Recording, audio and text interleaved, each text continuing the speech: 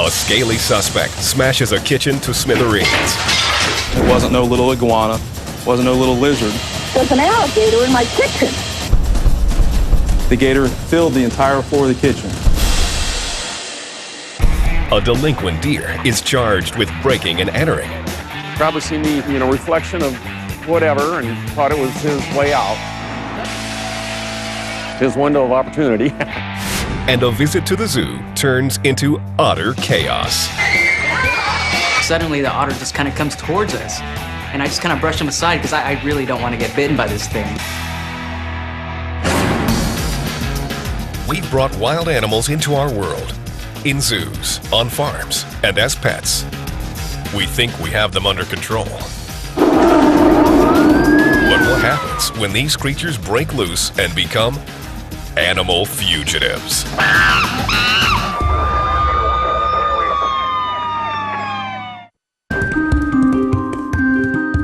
Oldsmar is a quiet coastal community in Central Florida. The evening shift has just begun at the county sheriff's office when a panicked emergency call comes in. Sheriff's office? This is Mrs. Frosty. What's going on? The caller explains there is an intruder in her home. But this isn't any old burglar. This suspect is armored and extremely dangerous. There's an alligator in my kitchen. How long do you think the alligator is? It's huge. Wanted, American alligator. Deputy Sheriff Dennis Dotson is immediately dispatched to the scene. On a routine basis, we get calls in regards to gators or wildlife, probably anywhere from 2 to 3 times a month. Most of these gators are living out here in our creeks, our lakes. The American alligator has been around for more than 150 million years, but was driven to the point of extinction 50 years ago. Thanks to preservation efforts, it's recovered and can be found throughout Florida's swamps.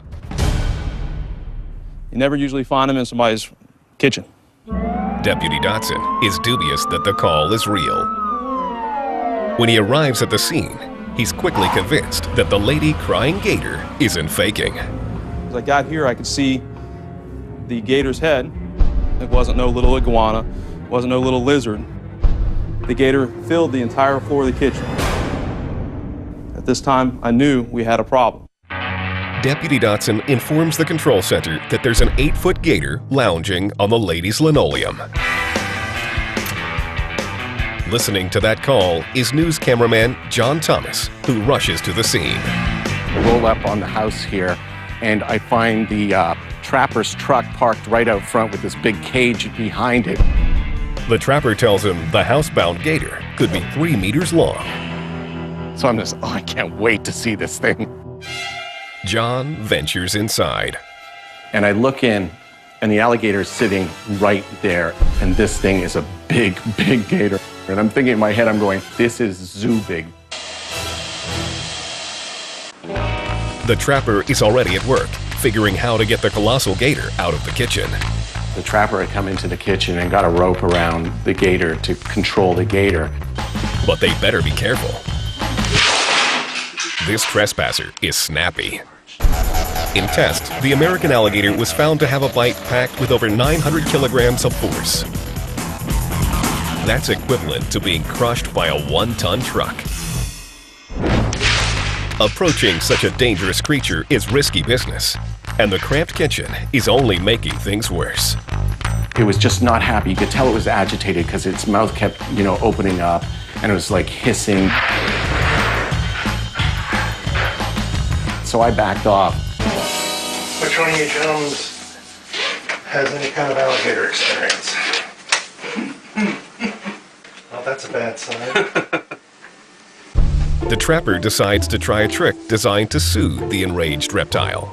He decides to bring a towel in and try to throw it over the top of the gator's eyes to kind of blind the gator and try to calm him down. The trapper might look like a Spanish matador, but this is Florida, and this is one croc who isn't taking any bull. Usually, that'll calm down the gator, the trapper explained. This gator wasn't calm. With the intruder in no mood to nap, the trapper throws in the towel. He'll need brute force to shift this rambunctious reptile. The gator decided to show his pearly whites, letting us know that he wasn't going without a fight.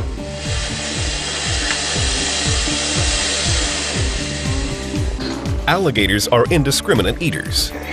This 90-kilogram monster gnawed through a screen door in search of a snack. Now the new house guest seems reluctant to leave. And it becomes clear he won't come quietly. As the trapper's tugging at the gator, maneuvering the gator through this hallway, the gator is thrashing. He sure is one crotchety croc. It's beating the walls, it's moving back and forth, attempting to do its death roll as the trapper is trying to pull the gator out. It's a tale no one will ever forget. With a few more tugs, the trapper gets the scaled escapee into the garden. And this gator is just mad now. Getting close to the gator would have been a bad idea at that time. So everyone was keeping their distance. All that's keeping the angry alligator in check is a thin length of rope. In a while, crocodile. The curb-crawling croc still needs to be bagged. The trappers pulled the gator all the way down the sidewalk and wraps the rope around the concrete light pole. The suspect might be strung up, but he's still capable of giving some lip. The thing that I was worried about was the fact that it still didn't have its mouth shut. Getting the gator under control requires an important move. And the gator's mouth was taped up with duct tape at that time. So, you know, the dangerous end is no longer dangerous. Once the gator's jaws were all taped up, the air kind of lightened, the tension was off. You have the right to remain silent.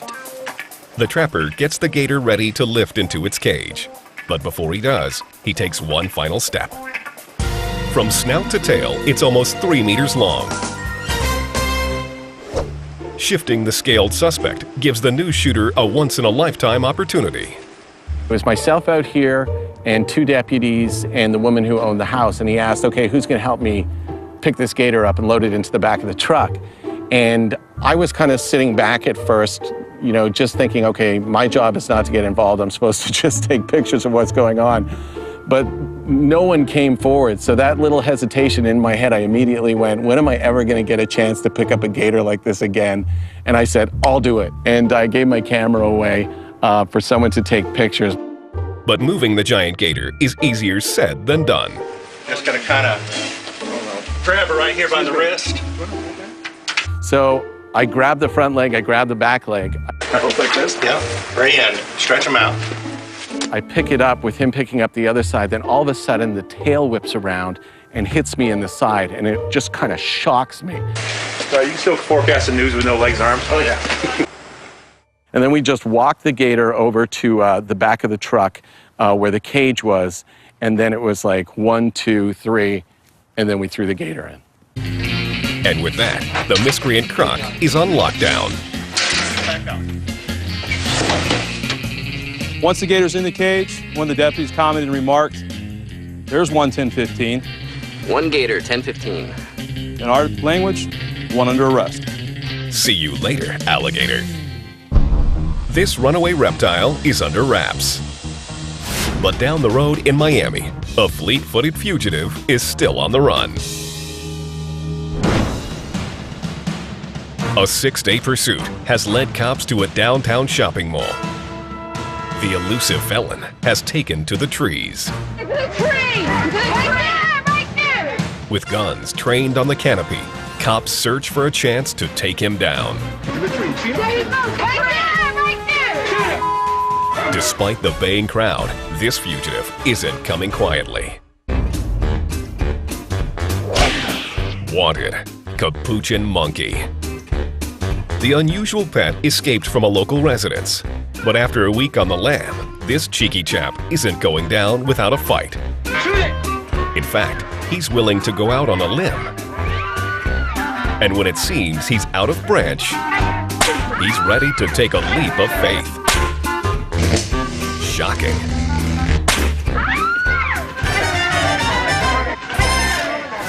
The monkey-chasing mob isn't giving up without a fight. When the trail goes cold, it seems the shifty simian has given them the slip.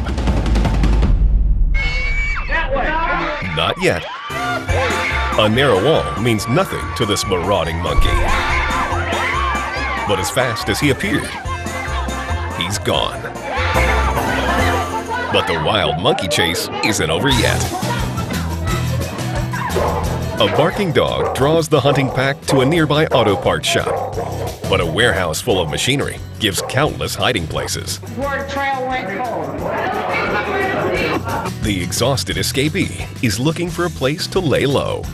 This is exactly what he'd be looking for. He wants to hide and catch his breath. Someone's found something. Is an arrest in the cards? Put that door shut. After a week at large, the high-flying fugitive is apprehended. That tail might be handy for hijinksing it around treetops, but it isn't working out so well now. The man with the tranquilizer gun lines up a shot. The howling monkey doesn't realize they have his best interests at heart. The crowd can sense a KO, but this fugitive has no intention of going in quietly. It's taken a swarm of people to catch this simian suspect. He's down, and for the time being, out.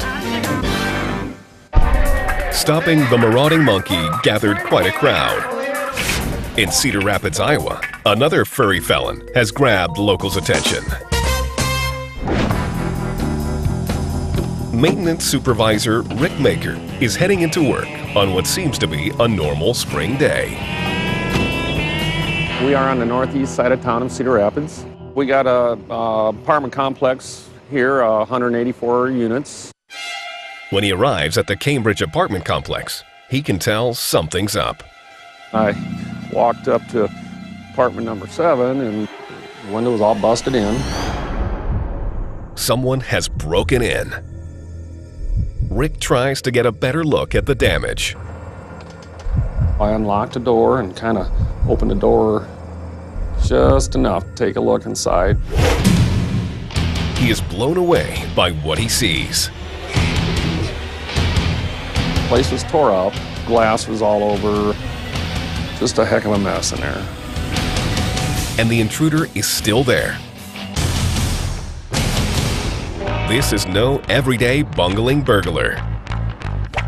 Wanted, white-tailed deer. There are around 20 million white-tailed deer living throughout the United States, and the numbers are rising. Run-ins with motorists do occur, but deer aren't known for being on the wrong side of the law. But this rogue is guilty of breaking and entering, and Rick realizes he needs backup fast. And that's when we called the police. But it will take more than the cops to shift this doe-eyed intruder.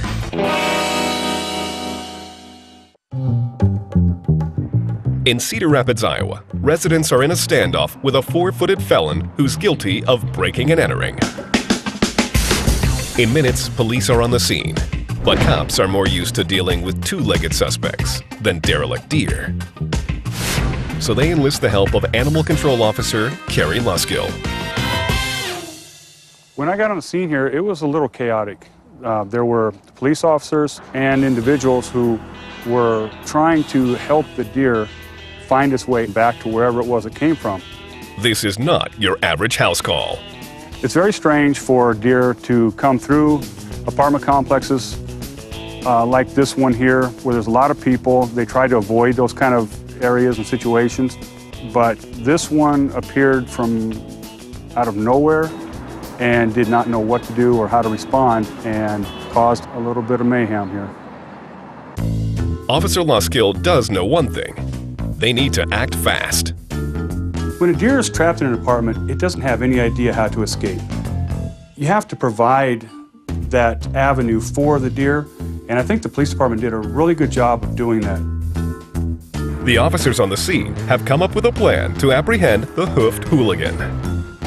They open the front door and wait for the deer to find its way out. And suddenly, it looks like their plan has worked.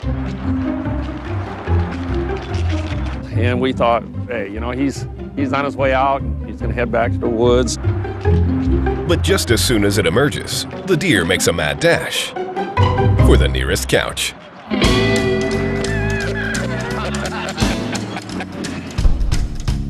The only thing I can think of that would cause the deer to want to go back into the apartment was coming out of here. It is kind of boxed in, and it offers very little escape for the deer. He couldn't get out here, and there were people over here watching. The deer turned around and went back to where he felt safe. He's safe in there. With the deer barricaded back in the comforts of its adopted abode, law enforcement officials debate other tactics. But before they can act, the deer once again emerges. But this time, cops have its escape route blocked. It spots a gap and does the unthinkable. Painful. Deer are virtually colorblind. In the bright morning light, this delinquent can't tell what's real and what's a mirror image. Probably seen the reflection of whatever and thought it was his way out. His window of opportunity.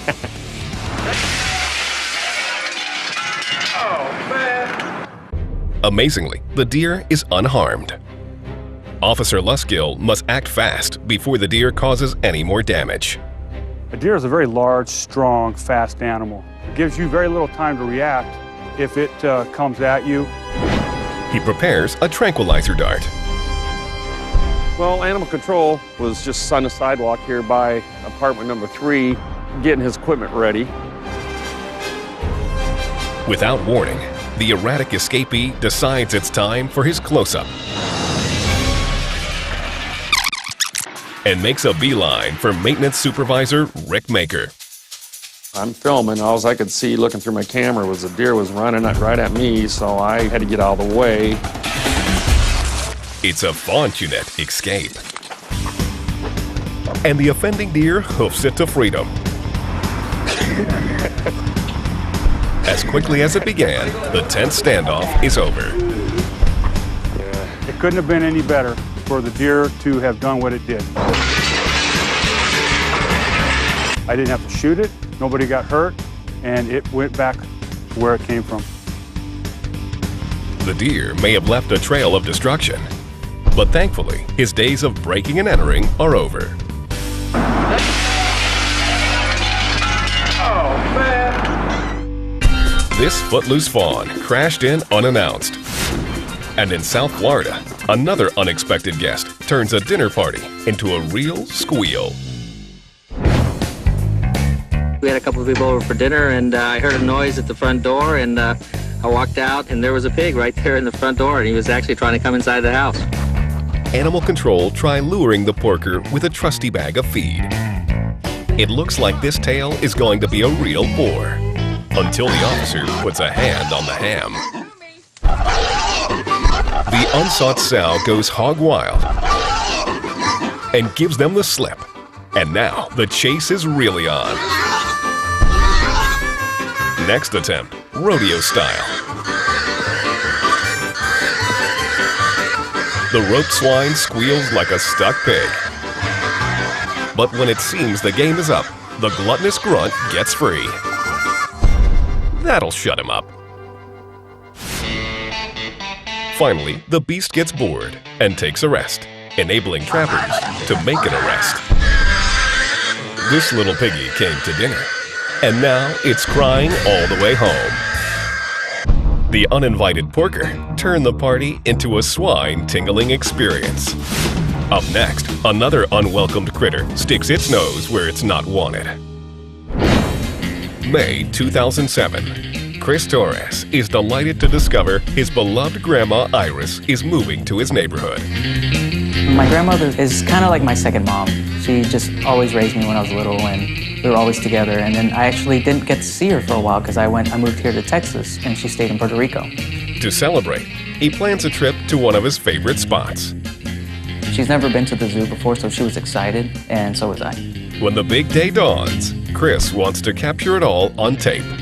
I just wanted to basically document a great day with my grandma, just going to the zoo. They head straight to Chris's favorite part.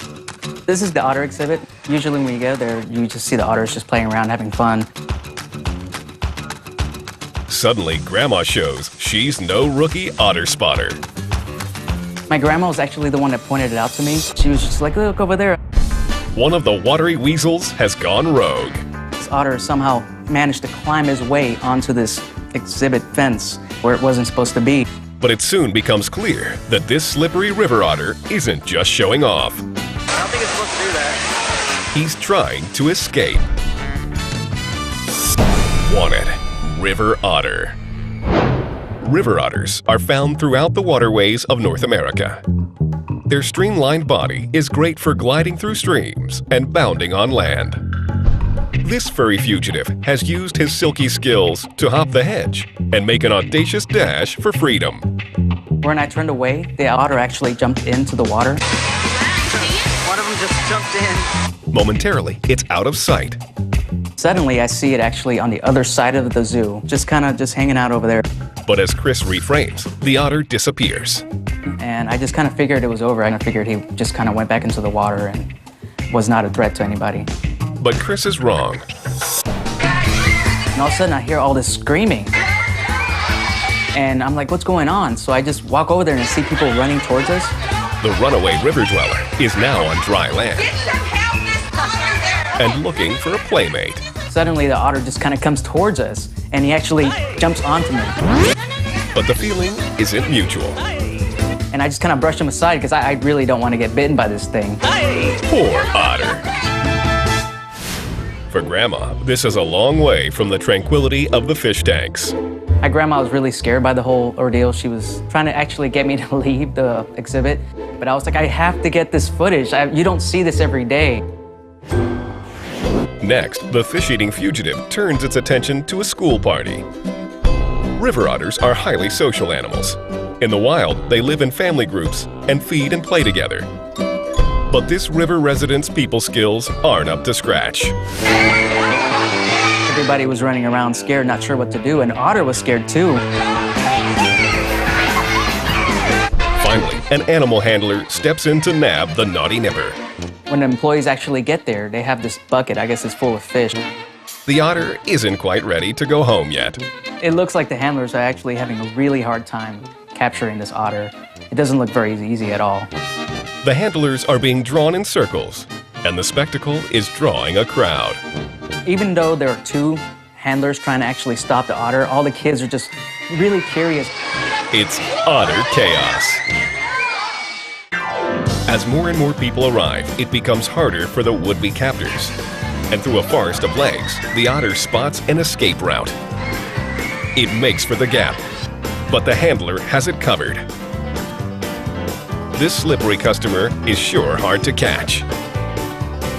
The situation is getting out of hand. After a few minutes, all the employees are actually telling us to leave because it's not a safe area. For Grandma Iris, this can't come soon enough. And Chris takes her home. The otter was eventually caught and put back in his pool. The ripples might have settled, but Grandma Iris still isn't ready for a second dip. The watery weasel might be back where he belongs. But up next, a hoodlum is still on the charge. Fort Worth, Texas, home of the famous Longhorn Cattle Drive. It's July 14th, 2006. Heather Wilson is on her way to work. As a livestock manager at the Humane Society, she's got a driving mission. You take care of the animals, that's our main priority. But her priorities are about to change. I got a call from our cruelty division indicating that there had been an animal in downtown Fort Worth. The police have the neighborhood locked down. A fugitive is on the loose and is backed up against the wall. With enforcement closing in, this vagabond has only one option: to charge. To our surprise, this wild hog with a bedhead board came out at us very aggressively. one feral hog. There are an estimated 2 million wild feral hogs in Texas alone. With numbers on the rise, the pigs are being forced into residential areas where they cause havoc. They have a powerful bite and can be extremely aggressive. So immediately we backed up with all of our equipment. So when the board bolts, Heather isn't taking any chances. You don't find this in the outskirts of downtown Fort Worth. And she's not the only one getting jumpy. This pig is hopping mad. It's doing whatever it can to attempt to get this off. A snout to the fence seems to do the trick. But the snorting sow isn't finished yet. In Fort Worth, Texas, livestock manager Heather Wilson has her hands full with a bucking boar. Capturing the action from the safety of the road is news cameraman Tom Ream. He was definitely going hog wild. He did not want to be captured. As the pig barrels through the barrier, there's a chance the situation will spiral out of control. We got to be careful here because this is a really big pig and he's a little bit upset, and there is now an element of danger to this.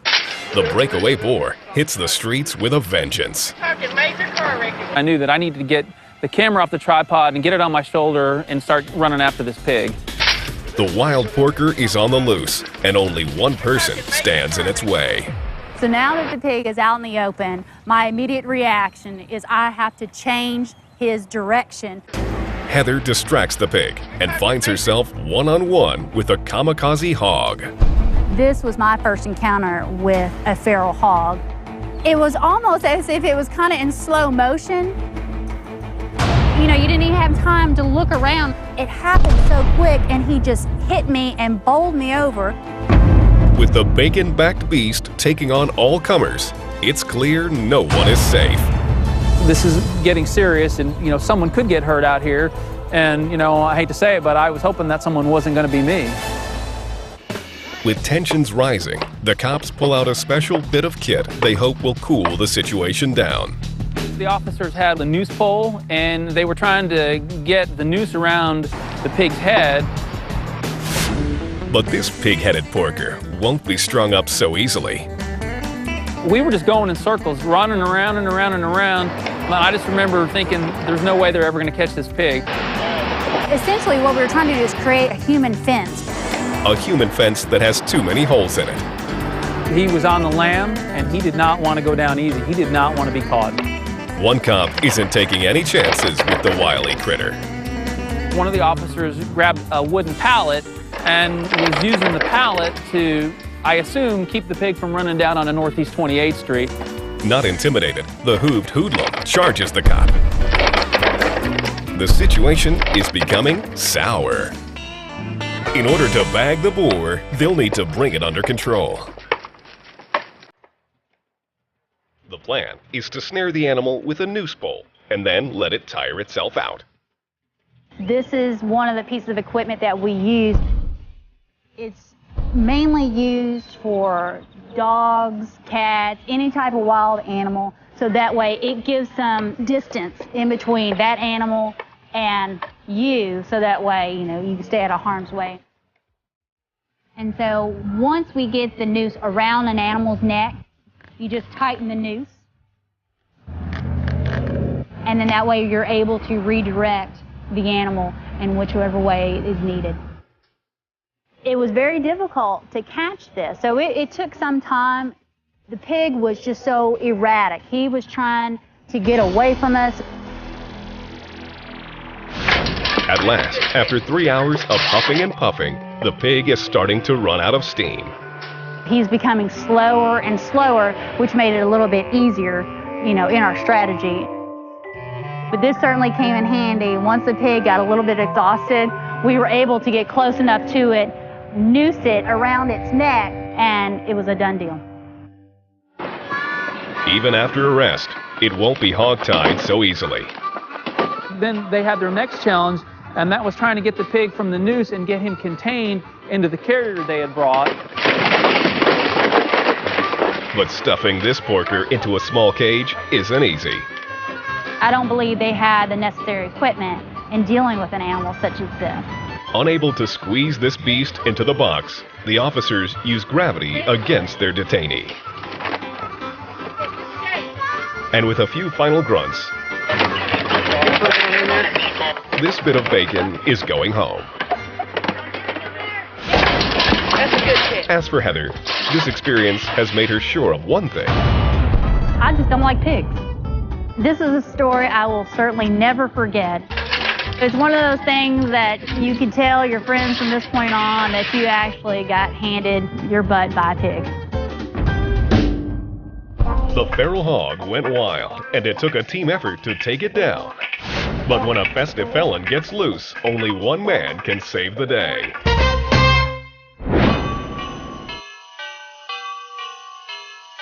It's 2 weeks before Christmas in Santa Maria, California. Cowboy Bob Aquistapache is busy ranching when he gets a call for help that leaves his jaw on the floor. Shock and awe, I think is what George Bush would have called it. Bob's loose-limbed lasso skills are required to rope a runaway on a nearby strawberry farm. I didn't know what to do. I didn't know what to say. There was an uncomfortable silence, and I just kind of said, okay, I'm on my way. If he thinks that delivering this festive fugitive is going to be easy, he's in for a holiday surprise. Wanted: reindeer. Roping reindeer isn't Bob's specialty. I got real close to roping a deer once, tried to rope a couple of elk, but never a reindeer. When Bob arrives at the farm, he's greeted by total chaos. There were field workers that were chasing after him, trying to rope him with just normal ropes. There were people chasing him around on bicycles. But their efforts are in vain. All they were really doing was just scaring this poor thing. From the sidelines, Ross Gracia is documenting the Christmas story. For the first strategy, they just sort of surrounded it. There was 5 or 6 people all around it, and they were just kind of slowly closing the perimeter down on it to hopefully keep it in one contained area and then just grab it and put the bridle on it. But containing the Christmas escapee isn't that easy. This is a huge, massive field. It's not just some tiny green spot where they grow a few strawberries and then plant them in your grocery store. I mean, this is a mass-producing area for strawberries for much of the state. And it's not just the size of the field that's giving the pursuers a headache. The terrain out here, it's a lot of dips, and then the surface where you would actually hopefully get some traction, it's soft sand. So if you've ever been to the beach or like a playground or something, if you can imagine running in sand, it's almost impossible. You just dig deeper with every step, and it's almost like putting weights on your legs. So to be able to chase something or even really move around, it's very difficult.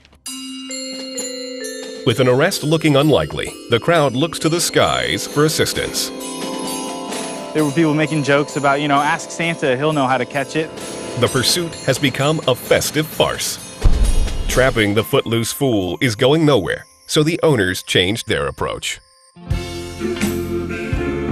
They try to seduce her with another reindeer.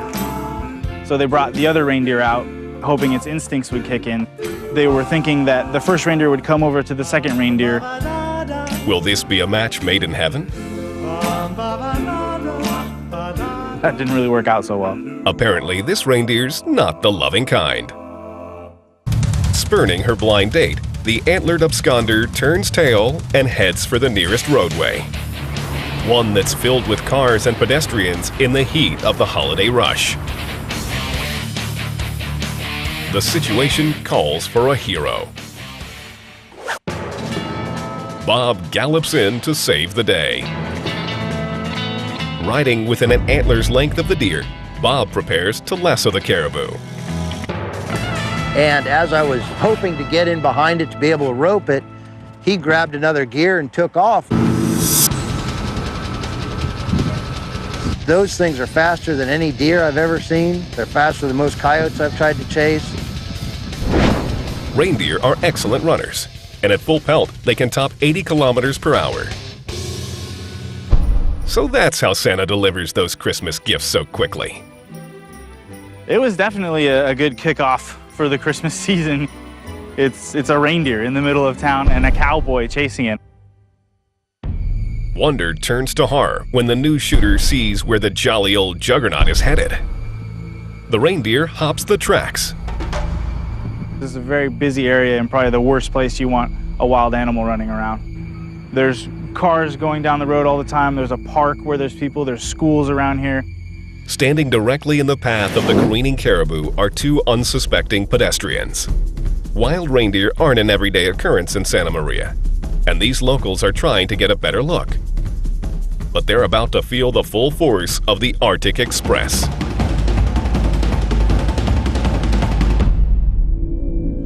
So close. It really almost hit him. Curiosity almost killed these cats. That's when everybody knew that this became sort of a dangerous situation. The runaway reindeer moves into a residential area, and the local police step in to try to get a handle on this devious deer. We were chasing the reindeer and such, and it got here within these streets. There were several cop cars who had blockaded that road. Bob rides in and lassos the cornered reindeer, bringing the festive pursuit to an end. I kind of noticed that there was this very convenient light post here. I wrapped the rope around this post. Looks like Christmas won't be coming early this year after all. It's lights out for the runaway reindeer. With her sleigh mate already on board, it's time to send this reindeer packing. But shifting a 90-kilogram twitching deer isn't easy. After a couple final tugs, she's in. And Bob's left to reflect on a crazy day.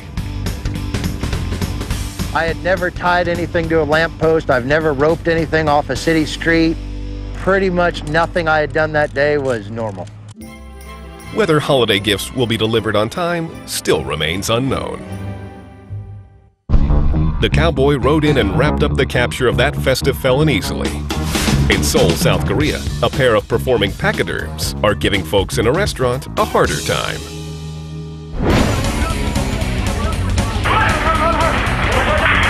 An elephant in evening wear decides to crash a party at a local restaurant.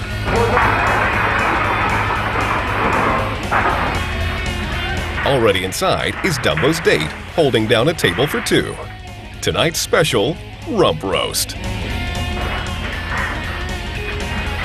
A weirded-out waitress manages to squeeze past the hard-pressed pair, but she isn't sticking around to take their order.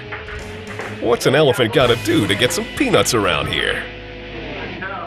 Finally, the elephant's overdressed entourage steps in to get the animals under control and takes them back to a parade in progress at the local zoo.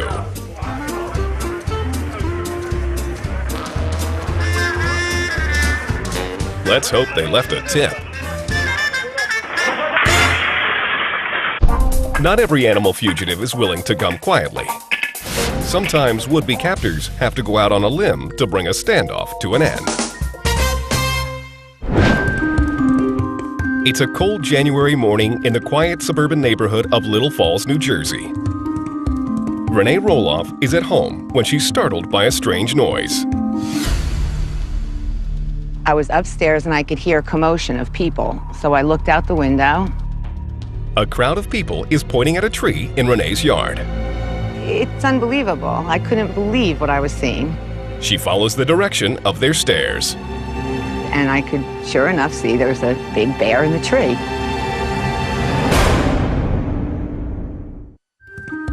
Renee Roloff can't believe what's lurking in the backyard of her Little Falls home. Wanted, black bear. Black bears live in forests and as such are adept climbers. But this four-pawed perpetrator has picked the wrong perch. Little Falls is a small town. It's a convenient location because it's close to highways and close to Manhattan. It's charming, I think. The quiet suburban streets are great for commuting 9-to-5ers. But not somewhere you'd expect to see a bear. Things like that never happen in Little Falls. Renee's house does have some advantages. It's hidden. It's hidden by a lot of old, like, pine trees and tiers. It's on a mountain. It's really kind of deep in the woods. It's the basically only wooded area I see a house on in Little Falls. However, the bumbling bear doesn't seem concerned by his precarious position. With the bear looking unlikely to budge, the authorities are called. Wildlife expert Bob Erickson is quickly on the scene. As soon as we exited the vehicle, we were able to look into the backyard here. The bear is in a tree almost 8 meters off the ground. At close quarters, Bob makes a shocking discovery. The bear is tagged. This bear did have a rap sheet. She had, in October of '97, broken into a dining hall at a camp. Back on the loose, the cuddly culprit is going up in the world. Between the time we got here and the time we loaded up and were ready to shoot, the bear had gone much higher in the tree. Man, he looks like he's over the house. And the higher it climbs, the higher the stakes. There's still an element of danger and a public safety hazard, and you have to control it. You just have to control it. Bob is left with just one option. Loaded up the dart and got ready to go. Tried to find the best place to position myself for a good shot. A direct hit could send the unconscious bear into a free fall. So he needs to employ one vital tool. We elected to use the net that the fire department supplied. And we had 12 able-bodied firemen that were willing to hold the net up. Renee can't believe the scene unfolding in her backyard. I felt like this is what you see in a cartoon. Men standing with a big giant trampoline to save somebody or something. But this bear is no tame teddy. With everyone in place and the net secured, Bob moves in to take a shot. It does take a little time. There's a little nervousness, a little moment of panic on our part to make sure it gets done properly and get a clear shot at the bear. Everyone looks to the skies. He readies, aims, and fires. Fortunately, the dart hit the bear. But will the bear hit the ground, or will the firemen save it? We could tell that the bear was beginning to be influenced by the drug. She was starting to chomp her mouth a little bit, and you could hear her claws having a difficulty gripping. So she was losing traction. Just like that, she lets go. She kind of fell over backwards and almost did a somersault, and her forelegs and hind legs were flailing on the way to the ground. This is one big fall in Little Falls. It's a high-velocity free fall. It's just like parachuting out of an airplane. It doesn't take very long, in a tenth of a second. And the bear just hit the ground with a bang, really hard. There was just a hush over the crowd. The bear has made it down, but bypassed the safety net. However, the rough landing has shaken it out of its slumber, and the firemen scram. Guys, get out of here. Move! Move! 130 kilos of flying fur is sure to make anyone run the other way. Move! Because now the arboreal beast is starting to stir. In a matter of seconds, it's up, with the dart visibly lodged in its rump. But she still had enough ability to get around that she was able to get on her feet, stumble a little bit, and then run a short distance. But after a few steps, the tranquilizer kicks in. She settled in there, and the drug took effect. It's kind of that moment where you can just say, okay, I think we have this thing settled out. Down and out, he confirms the bear is not injured, and with the help of the other officers, carries her into a cage. After months on the run, this bear is in the slammer. I would say it is a definite day I'll never forget. One of many, but this one in particular. Amazing escapes, supercharged chases, and unexpected standoffs. This is what happens when wild creatures escape and become animal fugitives.